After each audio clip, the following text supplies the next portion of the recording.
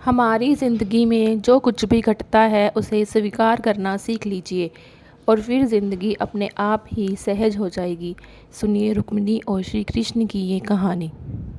भगवान श्री कृष्ण की जो पत्नी थी जिनका नाम रुक्मिणी था, उनको जब पहला बेटा हुआ था तो उसका नाम प्रद्युम्न रखा गया था।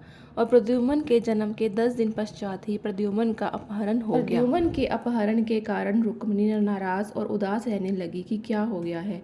भगवान श्री कृष्ण रुक्मिणी जी से कहते थे कि चिंता मत करो, क्योंकि प्रद्युम्न जहाँ भी होगा वहीं पर ठीक होगा।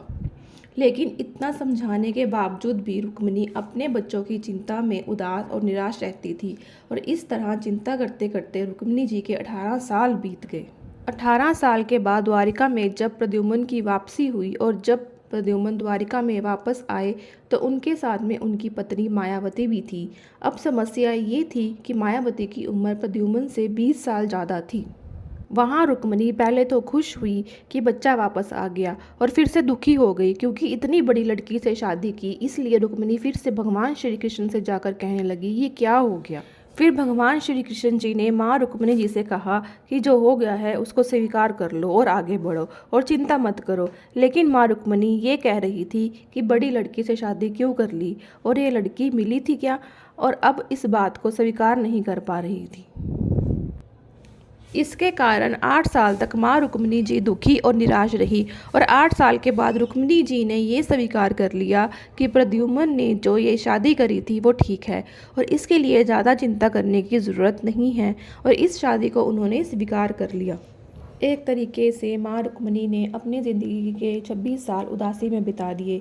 भगवान श्री कृष्ण जी कहते हैं कि जो हो रहा है उसे स्वीकार कर लो, ज़िंदगी अपने आप सहज हो जाएगी। दोस्तों, ये छोटी सी कहानी जो हमें 2 बातें सिखाती है, और यही बातें मैं आपके साथ शेयर करना चाहती हूँ कि हमारी ज़िंदगी में जो कुछ भी घटता है उसे स्वीकार करना सीख लीजिए और फिर ज़िंदगी अपने आप ही सहज हो जाएगी। हमारे नियंत्रण में जितनी भी चीज़ें होंगी उन चीज़ों पर तो हमें ज़रूर नियंत्रण रखना चाहिए, लेकिन जो चीज़ें हमारे नियंत्रण से बाहर हैं उन चीज़ों को हमें स्वीकार कर लेना चाहिए। अगर हमने स्वीकार नहीं किया तो हमें भी माँ रुक्मिणी की तरह बहुत सालों तक उदास रह जाएंगे। दोस्तों, आज की ये कहानी आपको कैसी लगी और आपको इस कहानी से क्या क्या सीखने को मिला, ये हमें नीचे कमेंट बॉक्स में कमेंट करके ज़रूर बताइए। साथ ही अगर आपको श्री कृष्ण की ये कहानी पसंद आई तो इस कहानी को अपने दोस्तों के साथ अवश्य शेयर कीजिए। जय श्री कृष्ण।